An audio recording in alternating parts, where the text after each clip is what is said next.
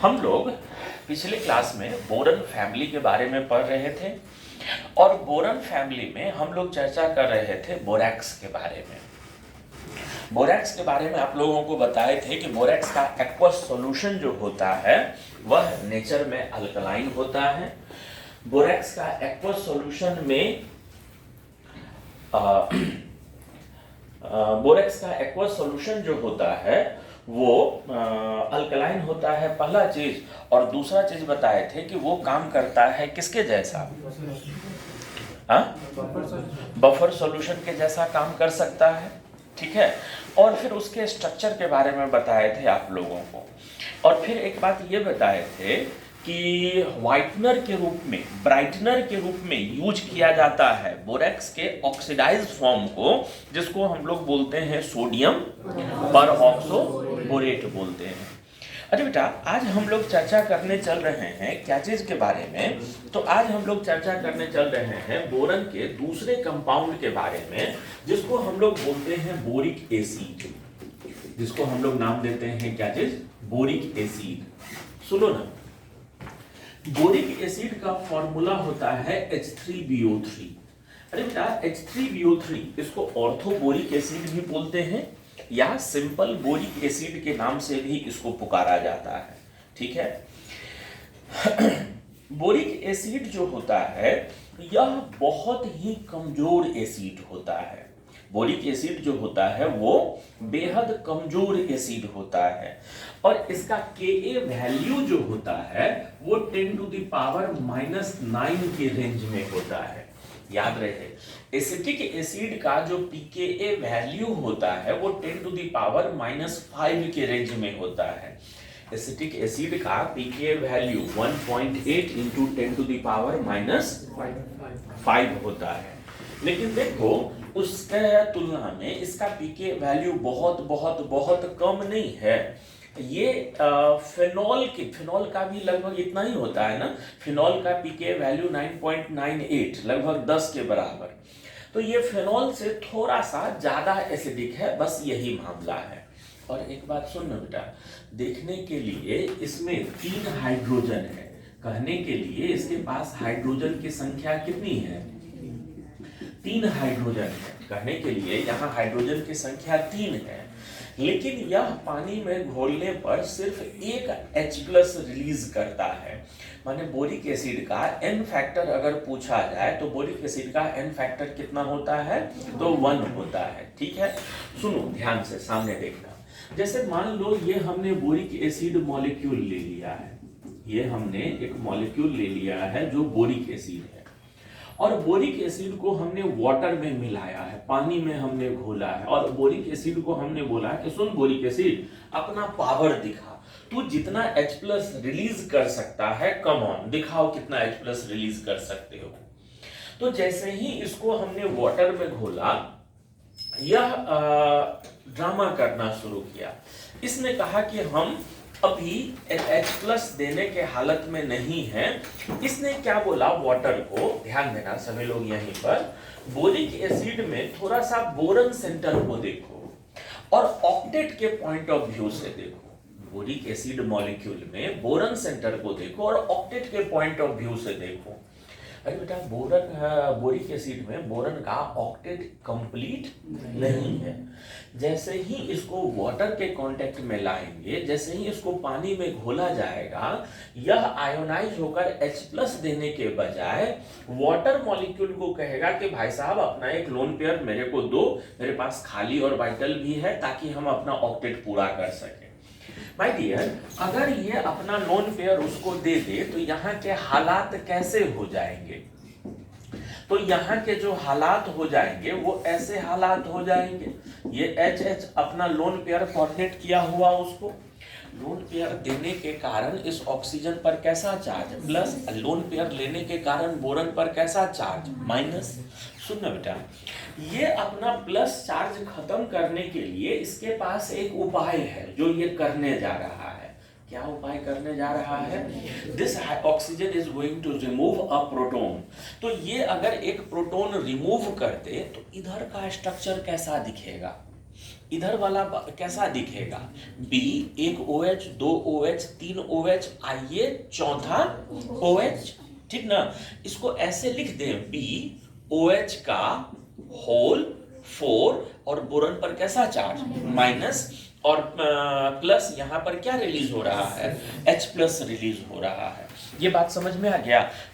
बात ध्यान देना, बोरिक एसिड को जब हम लोग वाटर में घोलते हैं तो एक H देता है, और वह H भी इसका अपना नहीं होता है।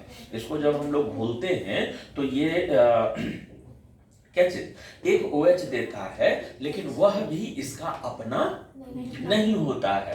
एक बात ध्यान दिए, बोरिक एसिड को, अच्छा सबसे पहले यही बात बोल देते हैं, वो H किसके द्वारा दिया गया है, वाटर का दिया गया है, ठीक है। माने समझना, अगर बोरिक एसिड मॉलिक्यूल को D2O में घोलें तो वो प्रोटॉन जो देगा बेस को रिएक्शन करने के लिए, वो कौन सा प्रोटॉन होगा, D प्लस हुआ करेगा। जबकि H2SO4 को D2O में घोलो, यहाँ जो प्रोटॉन दिया करेगा वो कौन सा प्रोटॉन होगा, वो अपना वाला देता है, जबकि ये सॉल्वेंट वाला ही दिया करेगा। इतना कहानी समझ में आ गया।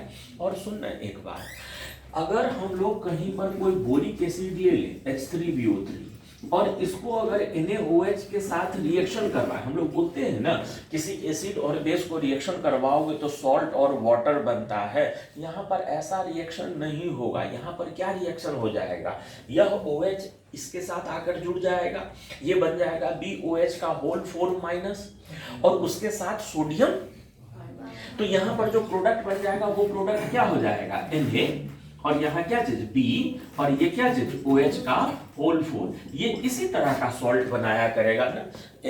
बोरिक एसिड को अगर हम लोग NaOH के साथ रिएक्शन करवा दें, बोरिक एसिड को अगर NaOH के साथ रिएक्शन करवा दें तो यहाँ पर जो सॉल्ट बनेगा वो इसी तरह का सॉल्ट बन जाएगा ना। देख तो बात समझ में आ रहा है सभी लोगों को। अच्छा, हम आगे बढ़ते हैं, मुमक्कर हम आगे बढ़ते हैं यहाँ से। अरे बेटा, तो हम जो बात बोल रहे थे वो बात को थोड़ा सा आगे कंटिन्यू करना है। आपसे अगर पूछा जाए कि बोरिक एसिड स्ट्रॉन्ग एसिड है कि वीक एसिड है, तो क्या बोलोगे? बहुत ही ज्यादा कमजोर एसिड है।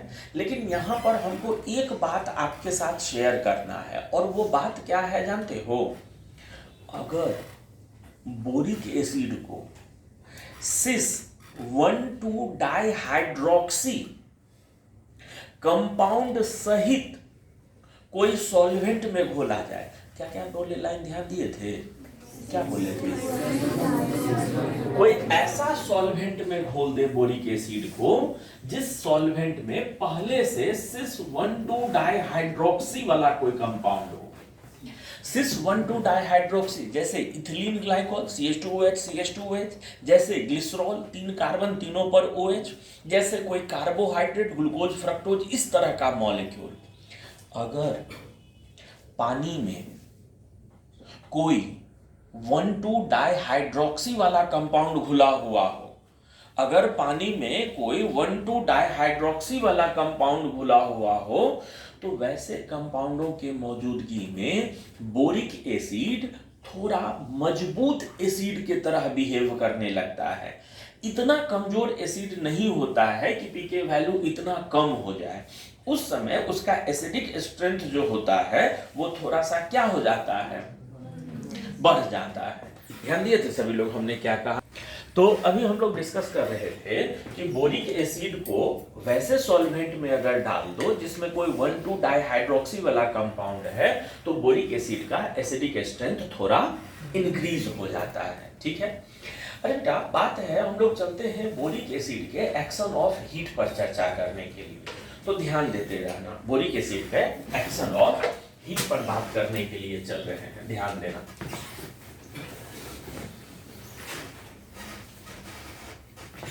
अगर हम लोग बोरिक एसिड को हीट करना शुरू करें, H3BO3 को अगर हम लोग हीट करना शुरू करें, अरे बेटा बोरिक एसिड को अगर हम लोग हीट करना शुरू करें, शुरू में 100 डिग्री सी पर इसको हीट कर लें, शुरू में 100 डिग्री सी पर हीट कर लेते हैं, तो ये बन जाता है क्या चीज में, तो मेटाबोलिक एसिड में with the loss of 1 water molecule ये बदल जाता है HBO2 और प्लस H2O में।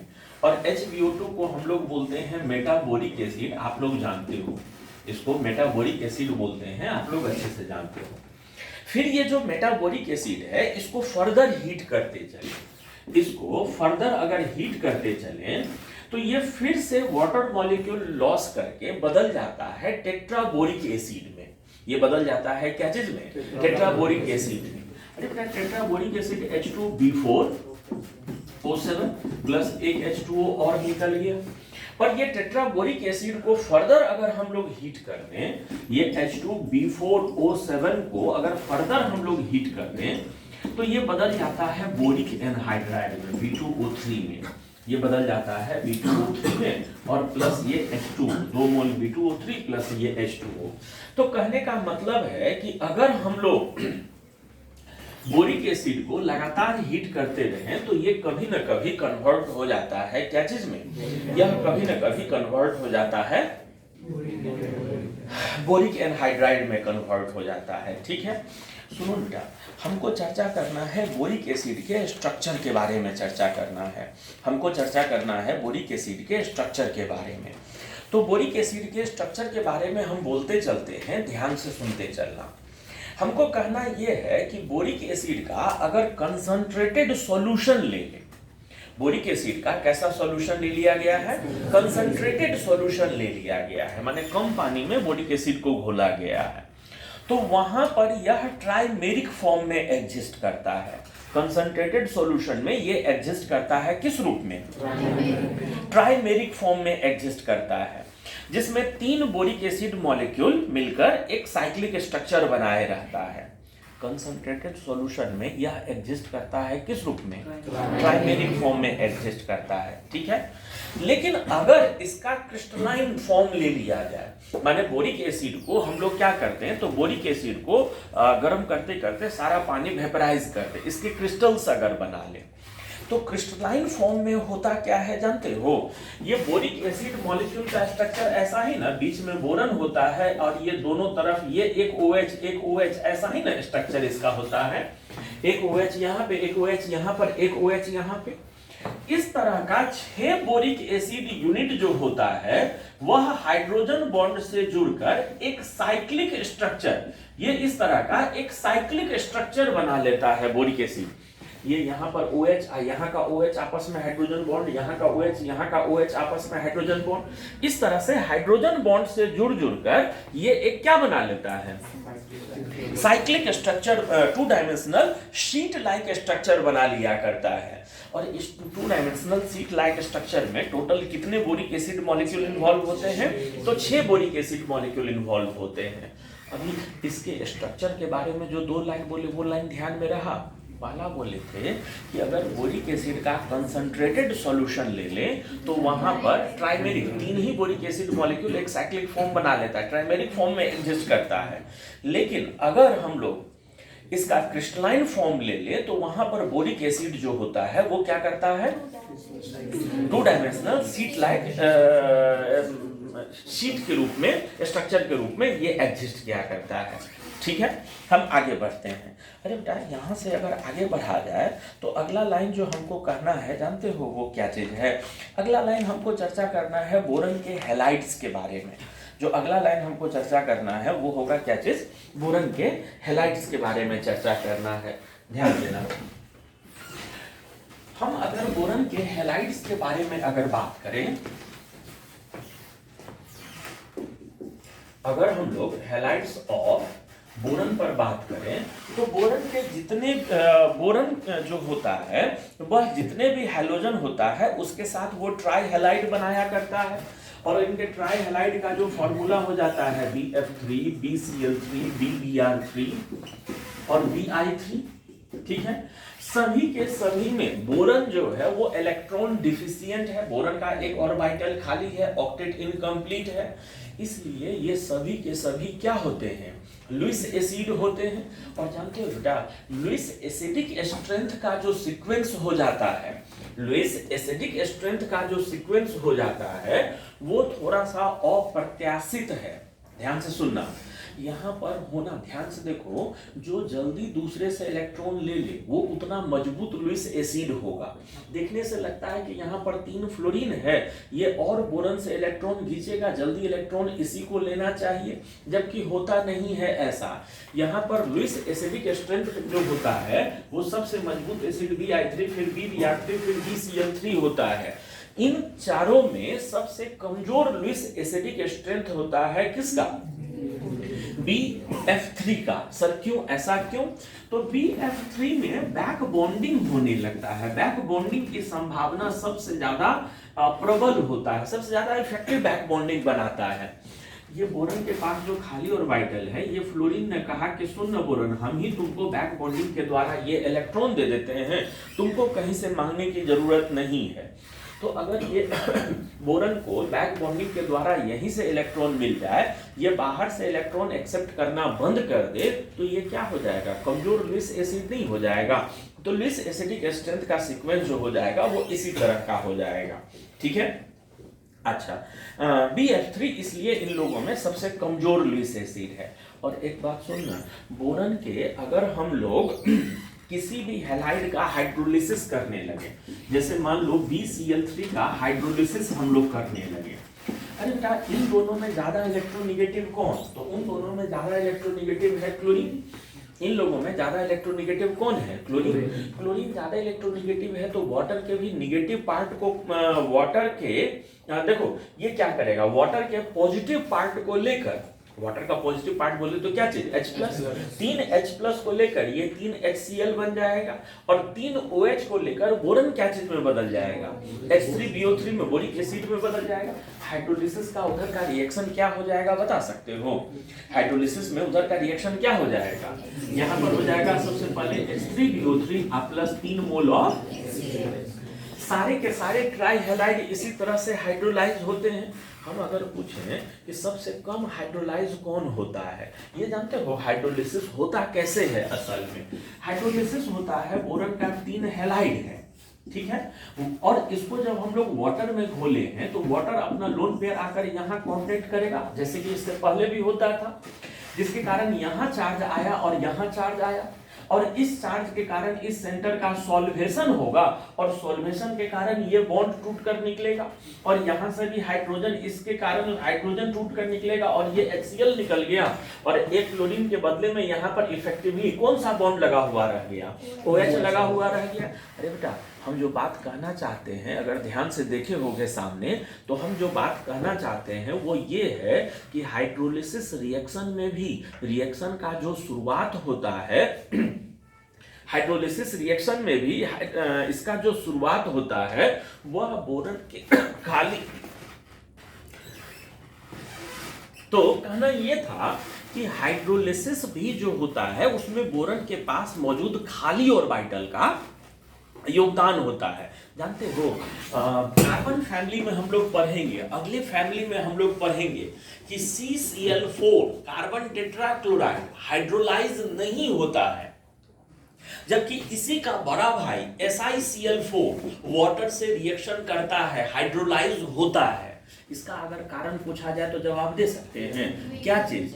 कि कार्बन के पास कोई खाली ऑर्बिटल, जबकि सिलिकॉन के पास खाली ऑर्बिटल है, D वाला तो खाली है ना सिलिकॉन के पास, तो इसलिए इसका हाइड्रोलिसिस होता है और उसका हाइड्रोलिसिस नहीं होता है। तो जो बात हमको कहकर ये लाइन को समाप्त करना था वो बात क्या है जानते हो? अगर पूछा जाए कि इन लोगों में सबसे कम मात्रा में हाइड्रोलाइज कौन होगा, या उसी क्वेश्चन को कुछ किताब ऐसे भी लिखता है कि अगर पूछा जाए कि इन लोगों में हाइड्रोलाइज कौन ऐसा है जो होगा ही नहीं, तो क्या जवाब देंगे? BF3।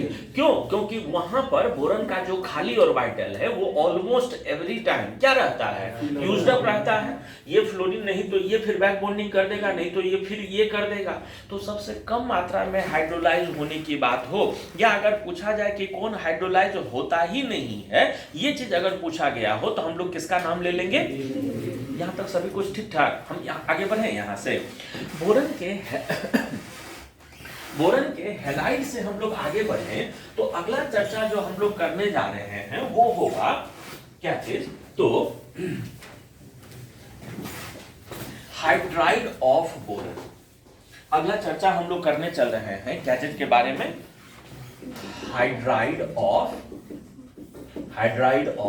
क्या बेटा, बोरन। जानते हो जैसे कार्बन अगर हाइड्रोजन से रिएक्शन करके कंपाउंड बनाए तो उसको हम लोग अल्केन या एल्कीन या अल्काइन कई सीरीज होता है, उसी तरह से बोरन भी जब हाइड्रोजन के साथ कंबाइन करता है तो दो सीरीज बनाता है।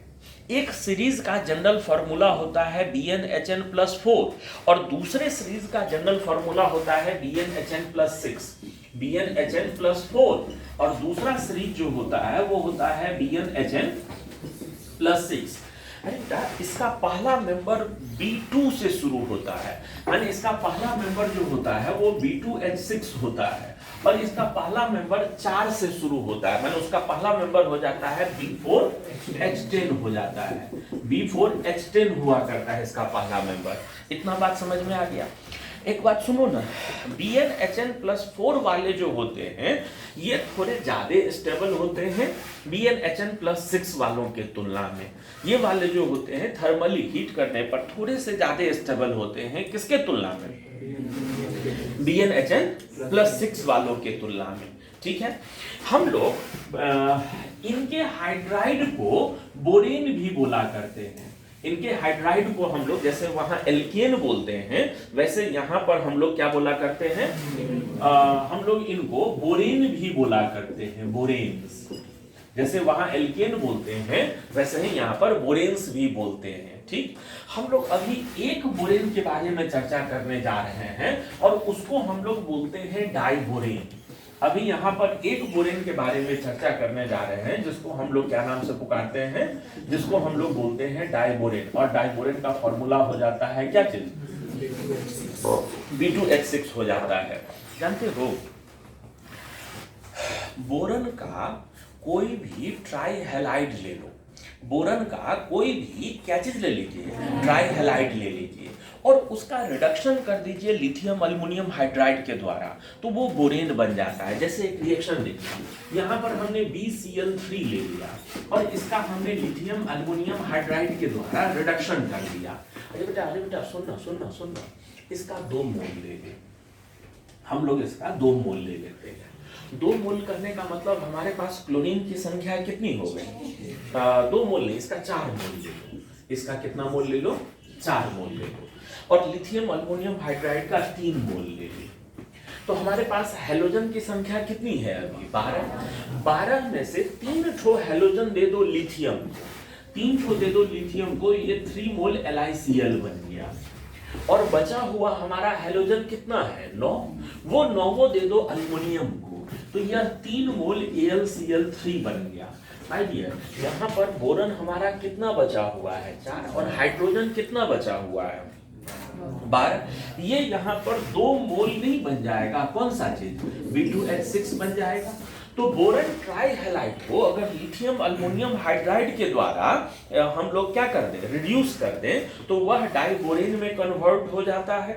ठीक है, अगर हम लोग बोरन के ट्राईहैलाइड को हाइड्रोजन के साथ मिलाकर इलेक्ट्रिक स्पार्क पास करवाएं तो भी वह डाइबोरेन में कन्वर्ट हो जाता है।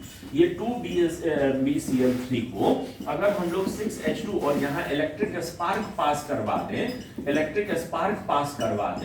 तो भी यह कन्वर्ट हो जाएगा क्या चीज में, तो भी यह कन्वर्ट हो जाता है B2H6 और प्लस ये हो जाएगा क्या चीज, 6HCl में कन्वर्ट हो जाता है। ठीक है, ध्यान से सुनते चलना। अब जो अगला लाइन हम बोलते चलते हैं उन लाइनों को ध्यान से सुनते चलना। जानते हो बेटा, अगर हम लोग क्या करें कि हम लोग मैग्नीशियम बोराइड ले लें, कौन सा मॉलिक्यूल बोल रहे हैं, मैग्नीशियम बोराइड Mg3B2।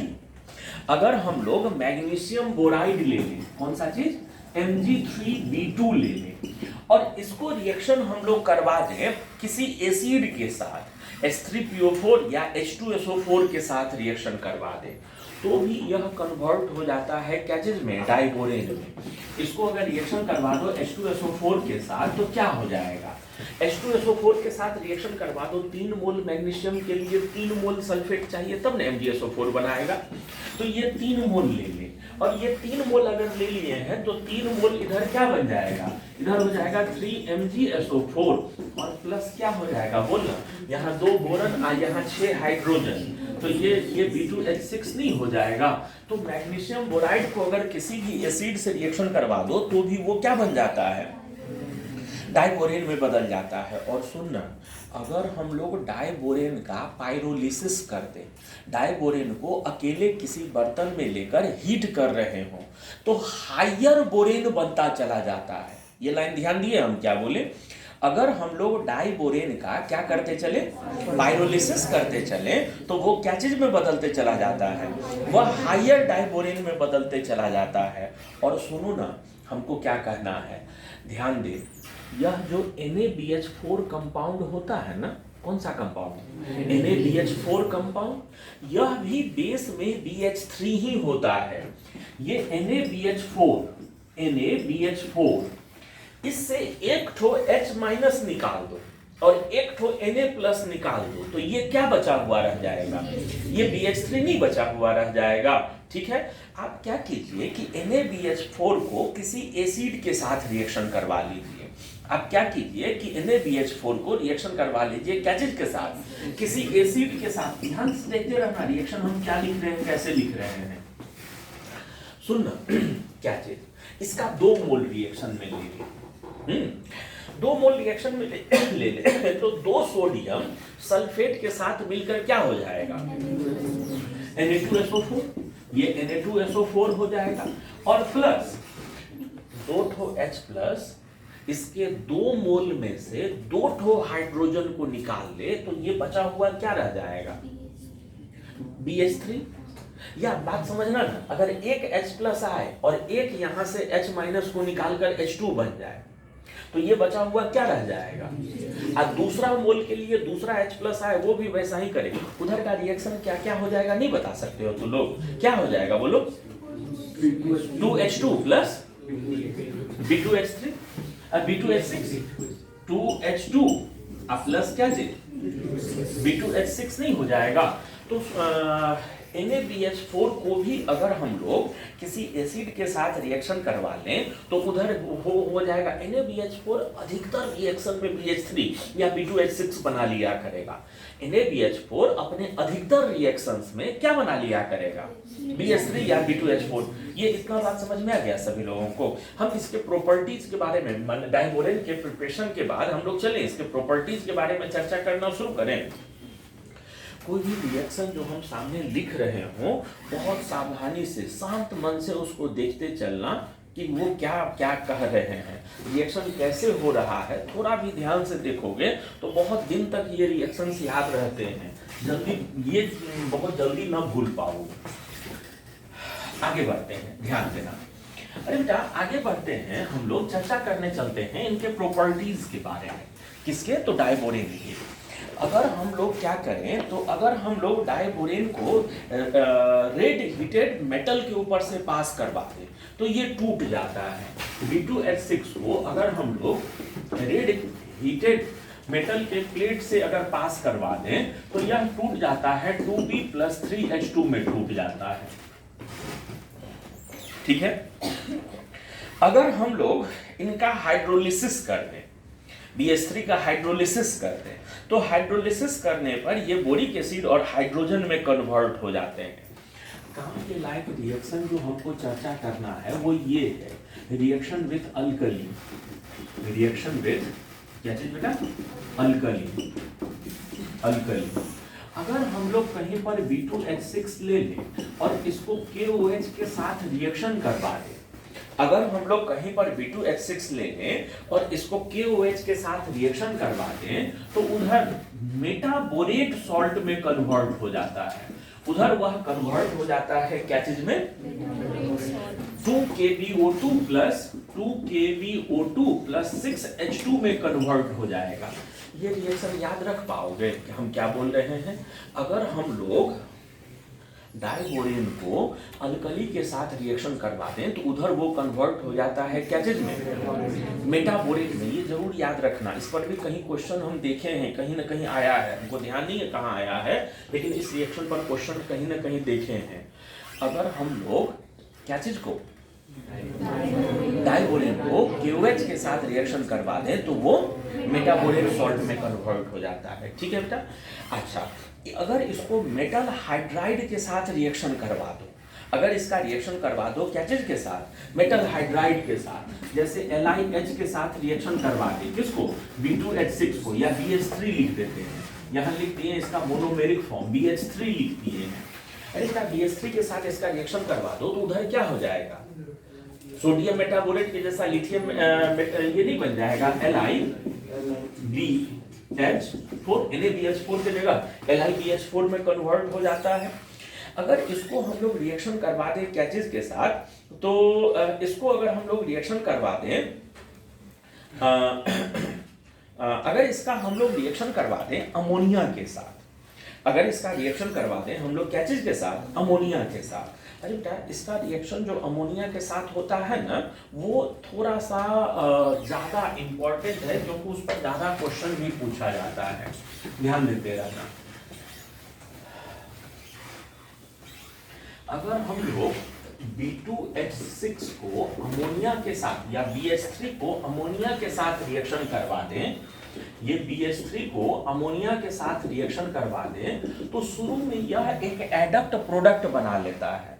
शुरू में अमोनिया और ये आपस में जुड़कर एक एडक्ट प्रोडक्ट बना लेता है, और वह एडक्ट प्रोडक्ट जो होता है वो ऐसा होता है, ये हो जाता है B2H6.2NH3 हो जाता है, B2H6.2NH3 हो गया है।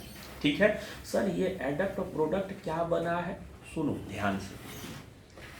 एक बोरन, उसमें 3 हाइड्रोजन, आप उसका ऑक्टेट कंप्लीट नहीं, एक अमोनिया आया अपना लोन पेयर देकर ऑक्टेट क्या कर दिया, कंप्लीट। फिर दूसरा बोरन 3 हाइड्रोजन, दूसरा अमोनिया आया लोन पेयर देकर, तो उसको हम लोग क्या बोलेंगे, उसको हम लोग इसी तरह न दिखाएंगे, वो इस तरह से कन्वर्ट हो गया, माने वहां दोनों बोरन को दोनों नाइट्रोजन ने अपना लोन पेयर कांटेक्ट किया है। लेकिन यह जो एडक्ट प्रोडक्ट बना है, इसको अगर 200 डिग्री सी पर हीट कर दे, यह जो एडक्ट प्रोडक्ट बना है B2H6.2NH3, अगर इसको हम लोग 200 डिग्री सी पर हीट कर दें तो यह इधर कन्वर्ट हो जाता है बोराजोल में, वो इधर कन्वर्ट हो जाता है क्या चीज में, बोराजोल में। 2 मोल ऑफ B3N3H6 प्लस ये 12H2 हो जाता है। अरे बेटा इस मॉलिक्यूल का ही नाम होता है बोराजोल, और इसी को हम लोग इनऑर्गेनिक बेंजीन भी बोलते हैं, इसी को हम लोग इनऑर्गेनिक बेंजीन के नाम से भी पुकारते हैं। क्यों? क्योंकि स्ट्रक्चर वाइज यह काफी सिमिलर है बेंजीन के, स्ट्रक्चर वाइज ये काफी सिमिलर है बेंजीन के। देखो इसका जो स्ट्रक्चर होता है वो ऐसा स्ट्रक्चर होता है, ये बोरन बोरन ये नाइट्रोजन, सभी के पास एक एक हाइड्रोजन लगा हुआ है, सभी के पास एक एक हाइड्रोजन अटैच्ड है। ठीक है, और सुनना बेटा, ये बोरन के पास लोन पे, ये नाइट्रोजन के पास लोन पेयर, और ये बोरन के पास खाली और वाइटल, इनके बीच में एक बैकबोन, फिर यहाँ पर एक बैकबोन, फिर यहाँ पर एक बैकबोन, तो अल्टरनेट डबल सिंगल डबल हो गया। याद रखना इनऑर्गेनिक बेंजीन वाले जो मॉलिक्यूल होते हैं वह भी नेचर में एम्फोटेरिक होते हैं, वो भी नेचर में एम्फोटेरिक बोल रहे हैं, सॉरी एरोमेटिक, एम्फोटेरिक नहीं, वो भी नेचर में कैसे होते हैं, एरोमेटिक हुआ करते हैं। ठीक है, और स्ट्रक्चर बेंजीन के जैसा है, इसलिए इसको हम लोग क्या नाम से पुकारते हैं, इनऑर्गेनिक बेंजीन के नाम से पुकारा करते हैं। सुनो ना सुनो ना सुनो ना सुनो ना, 2 बात हमको कहना है। पहला बात अगर हमको बोले कि पहला बात तो ये सुनो कि अगर हम लोग B2H6 को अमोनिया के साथ बहुत हाई टेम्परेचर पर हीट कर दें, ये 200 डिग्री सी, और ये बिना टेम्परेचर का नहीं, डायरेक्ट इसको इसके साथ मिलाकर बहुत ज्यादा टेम्परेचर पर अगर हीट कर दें तो यह इनऑर्गेनिक बेंजीन नहीं बनाता है, बल्कि वह बोरन नाइट्राइड बनाने लगता है। अगर हम लोग क्या करते हैं, अगर हम लोग B2H6 को अमोनिया के साथ मिलाकर बहुत ज्यादा हाई टेम्परेचर पर अगर हीट कर दें तो यह यहाँ पर ये जो होता है वो ऐसा रिएक्शन नहीं करता है, बल्कि वो यहाँ क्या बना लेता है, बोरन नाइट्राइड में कन्वर्ट हो जाता है। ये कन्वर्ट हो जाता है क्या चीज में, बोरन नाइट्राइड का पॉलीमेरिक फॉर्म में कन्वर्ट हो जाता है, और प्लस ये 6H2 हाइड्रोजन जो है वो हाइड्रोजन बनकर निकल जाता है। पहला चीज तो ये ध्यान में रखना था कि जो क्वेश्चन पूछा जा रहा है वो हाई टेम्परेचर पर पूछा जा रहा है कि नॉर्मल हीटिंग 200 डिग्री सी तक हीट कर रहे हैं। पहला चीज ये ध्यान में रखना। दूसरा चीज ध्यान में रखना, क्या चीज कि अगर सबका ध्यान है सामने, बोलना जारी रखें ना। अगर कहीं पर बेंजीन हो, खूब ध्यान देना, अगर कहीं पर बेंजीन हो, ठीक है, और बेंजीन में डाई सब्स्टिट्यूशन लगा हुआ हो, बेंजीन में क्या लगा हुआ हो, डाई सब्स्टिट्यूशन लगा हुआ हो, तो डाई सब्स्टिट्यूटेड के कितने आइसोमर्स बनेंगे, डाई सब्स्टिट्यूटेड बेंजीन के कितने आइसोमर्स बनेंगे। अरे एक बार यहाँ, एक बार यहाँ, एक बार यहाँ, एक बार यहाँ, दो, एक बार यहाँ, एक बार यहाँ, तीन ही आइसोमर बनते हैं ना। डाई सब्स्टिट्यूटेड बेंजीन के टोटल कितने आइसोमर होते हैं, 3 आइसोमर होते हैं, जबकि डाई सब्स्टिट्यूटेड बोराजोल के टोटल 4 आइसोमर हुआ करते हैं। डाई सब्स्टिट्यूटेड बोराजोल के आइसोमर्स की संख्या कितनी हो जाती है, 4। अब पूछना है कि सर ये कैसे 4 हो गया, 4 कैसे, वहां यहाँ स्ट्रक्चर सब कुछ सेम है तो 4 कैसे। अरे वहां यहाँ एक चीज अंतर है कि यहाँ पर ये चाहे ये एटम सेम है, जबकि यहाँ पर ये एटम तो अलग अलग है। देखो यहाँ लगा हुआ रहे एक आइसोमर, यहाँ लगा हुआ रहे दूसरा आइसोमर, आमने सामने लगा रहे तो तीसरा आइसोमर। हम आपका सारा ध्यान केंद्रित करवाना चाहते हैं, हम आपका सारा ध्यान लेकर चलना चाहते हैं मेटा वाले फॉर्म में। कौन सा फॉर्म में, न तो ऑर्थो न तो पारा, हम मेटा पर आपका ध्यान कंसंट्रेट करवाना चाहते हैं। सुनना बेटा, अगर इधर से मेटा एक यहां लगा दे तो दूसरा मेटा पर लगाना होगा तो कहां लगाएंगे, ये बोरन, बेस सेंटर दोनों का क्या है, बोरन। लेकिन अगर हम लोग इसको पहला एटम माने तो दूसरा अगर मेटा पर लगाना हो तो बेस सेंटर क्या हो जाएगा, अंतर ना दिख रहा है। यहाँ मेटा 2 अलग अलग तरह का, वहां से लगाए तो दोनों में बेस सेंटर बोरन है, और इधर से लगाना शुरू करे तो दोनों का बेस सेंटर क्या चीज है, नाइट्रोजन। मेटा 2 तरह का नहीं हो जा रहा है, ऑर्थो 2 तरह का ना हो रहा है। आप इधर से लगाइए तो भी एक नाइट्रोजन एक बोरन, इधर से लगाइए तो भी एक नाइट्रोजन एक बोरन, नाम सेम ही होगा, N क्लोरो और B पर क्लोरो, और फिर वो ऐसे बोल देंगे ना। लेकिन मेटा पर 2 नहीं हो जा रहा है, मेटा दोनों का 2 अलग अलग तरह का हो जा रहा है। हम जो बात बोले ये बात सभी लोग पकड़ लिए थे, क्या हम कहना चाह रहे थे।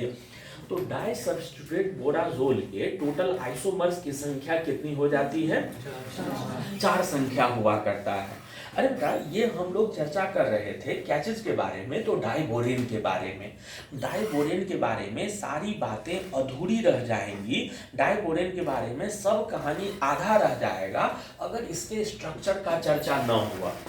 अगर B2H6 के स्ट्रक्चर का चर्चा नहीं हुआ तो सारा का सारा कहानी अधूरा ही रह जाएगा। तो हम लोग चर्चा करने जा रहे हैं इसके स्ट्रक्चर के बारे में, ध्यान देते चलना।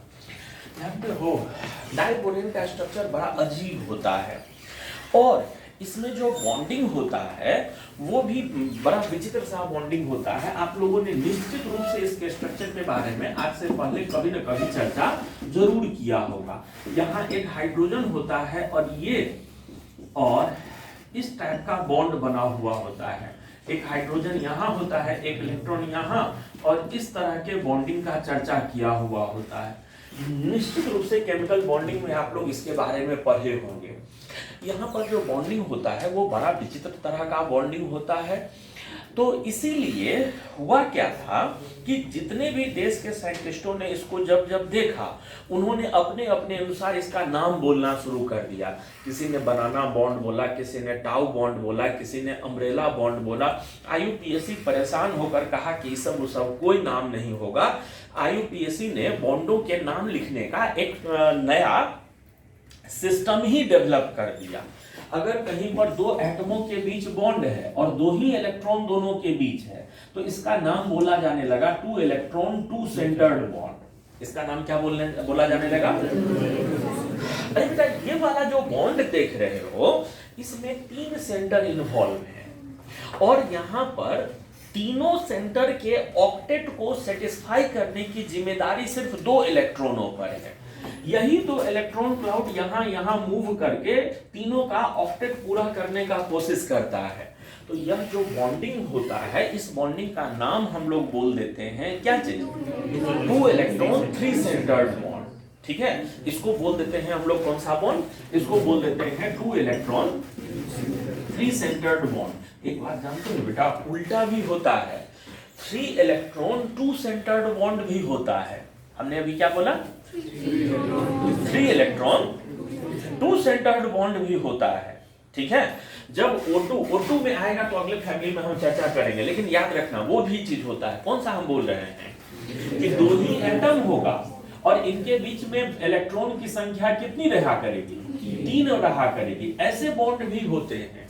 तो वैसे वाले बॉन्डों का नाम क्या बोल दिया जाएगा? 2 सेंटर्ड बॉन्ड बोल दिया जाएगा। ठीक बात, आगे बढ़ेंगे। तो आगे अगर बढ़े तो अभी इसमें चर्चा पूरा कहाँ हुआ है? ये वाला बॉन्ड है 2 इलेक्ट्रॉन 3 सेंटर्ड बॉन्ड, लेकिन थोड़ा सा बॉन्ड लेंथ और बॉन्ड एंगल के बारे में भी चर्चा करना है। सुनो ना, ये वाला जो बॉन्ड एंगल होता है ना, वो 97 डिग्री होता है और ये जो बॉन्ड एंगल होता है वो 122 डिग्री होता है। ये थोड़ा देखने में अजीब ना लगा? मैथ वाले लोग, ये थोड़ा देखने में अजीब ना लगा? 9th में हम लोग ना पढ़ते हैं, आमने सामने के एंगल जो होते हैं वो क्या होते हैं? बराबर। ये इधर 122 बोल रहे हैं, इधर 97 ही बोल रहे हैं। हकीकत ये है कि ये दोनों प्लेनर है ही नहीं। मेरे तरफ अगर ध्यान से देख तो ये जैसे ये 2 बोरन है, ठीक है, और इधर बॉन्ड है, इधर हाइड्रोजन है, इधर हाइड्रोजन है, इधर हाइड्रोजन है। जो ब्रिज वाला हाइड्रोजन है वो ऊपर के तरफ और नीचे के तरफ है, वो प्लेनर नहीं है। ये बॉन्ड और ये बॉन्ड एक दूसरे के प्लेन में नहीं है, वो ऊपर और नीचे के तरफ है। ये बात समझ में आ गया? तो इसीलिए बॉन्ड एंगल ऐसा संभव है। और सुनो ना, थोड़ा सा हमको चर्चा करना है क्या चीज के बारे में? तो बॉन्ड लेंथ के बारे में। जानते हो बेटा, यहाँ पर दोनों बोरन के बीच का जो डिस्टेंस होता है ना, वो 1.77 एंगस्ट्रॉम हुआ करता है। दोनों बोरन के बीच का जो एंगल होता है वो कितना होता है? 1.77। और ये जो बॉन्ड लेंथ है ये 1.19 एंगस्ट्रॉम होता है। ये जो बॉन्ड लेंथ है ये 1.19 एंगस्ट्रॉम होता है। और ये वाला जो बॉन्ड लेंथ होता है, यह देखे हैं किसी बुक में 1.23 एंगस्ट्रॉम, किसी बुक में 1.33, किसी बुक में 1.34 एंगस्ट्रॉम भी लिख रखा है। इनऑर्गेनिक का जो एक स्टैंडर्ड बुक मानते हैं JD ली, उसमें 1.34 एंगस्ट्रॉम दे रखा है। तो हम भी वही वैल्यू लिखवाने जा रहे हैं। यह वाला जो बॉन्ड लेंथ होता है वो कितना हो जाता है? 1.34 एंगस्ट्रॉम हुआ करता है। ये वैल्यू 1.34 एंगस्ट्रॉम हुआ। हम लोग अभी तक चर्चा कर रहे थे डाइबोरेन के रिएक्शन के बारे में। अरे बेटा, हमको अगला चर्चा करना है बोरन के नाइट्राइड के बारे में। बोरन नाइट्राइड, बोरन नाइट्राइड का फॉर्मूला होता है Bn। बोरन नाइट्राइड का फॉर्मूला होता है क्या चीज? Bn। अगर बोरन को नाइट्रोजन के साथ रिएक्शन करवा दो, बोरन को नाइट्रोजन के साथ हीट कर दो, तो भी यह बोरन नाइट्राइड में बदल जाता है। बोरन को अमोनिया के साथ रिएक्शन करवा दो, बोरन को अमोनिया के साथ रिएक्शन करवा दो, तो भी यह बदल जाता है क्या चीज में? बोरन नाइट्राइड में बदल जाता है, +3 मोल ऑफ H2 में बदल जाता है। अगर हम लोग क्या करें, बोरेक्स को NH4Cl के साथ रिएक्शन करवा दें, क्या करें हम लोग? बोरैक्स को NH4Cl के साथ रिएक्शन करवा दें तो वह भी बोरन नाइट्राइड दे दिया करता है, वह भी बोरन नाइट्राइड बनाता है। ठीक है, बोरन नाइट्राइड के प्रॉपर्टीज के बारे में बोलते चलते हैं, सुनते चलना। बोरन नाइट्राइड जो होता है केमिकली इनर्ट रहता है और यह अनअफेक्टेड रहता है मिनरल एसिड्स के द्वारा। बोरन नाइट्राइड पर मिनरल एसिड जैसे HCl या H2SO4 का असर नहीं पड़ता है। हाँ, HF में ये जरूर घुलने लगता है। बोरन नाइट्राइड जो होता है वो HF में क्या होने लगता है, बोरन नाइट्राइड जो होता है वो HF के साथ घुलने लगता है और HF में जब ये घुलता है तो उधर बना लेता है NH4 plus BF4 minus, NH4 plus और BF4 माइनस। ये सॉल्ट बनाकर वो घुलते चला जाता है क्या चीज में, HF में घुलते चला जाता है। जानते हो बेटा, जो बोरन नाइट्राइड होता है, जो इसका क्रिस्टलाइन फॉर्म होता है उसको बोराजोन, वहां पर बोराजोल बोले थे और यहां पर क्या बोल रहे हैं, बोराजोन। इसका जो क्रिस्टलाइन फॉर्म होता है, इसका जो क्रिस्टलाइन फॉर्म होता है, इसको हम लोग बोलते हैं क्या चीज, तो बोराजोन के नाम से भी पुकारते हैं। इसके क्रिस्टलाइन फॉर्म को बोराजोन के नाम से भी पुकारा जाता है। ठीक है, इसके क्रिस्टलाइन फॉर्म का जो स्ट्रक्चर होता है ना, वह ग्रेफाइट के जैसा स्ट्रक्चर होता है। बोरन नाइट्राइड के क्रिस्टलाइन फॉर्म का जो स्ट्रक्चर होता है वो कैसा स्ट्रक्चर होता है, ग्रेफाइट के तरह का स्ट्रक्चर होता है। ठीक ठाक, तो ये हम लोग चर्चा कर रहे थे बोरन फैमिली में बोरन के बारे में।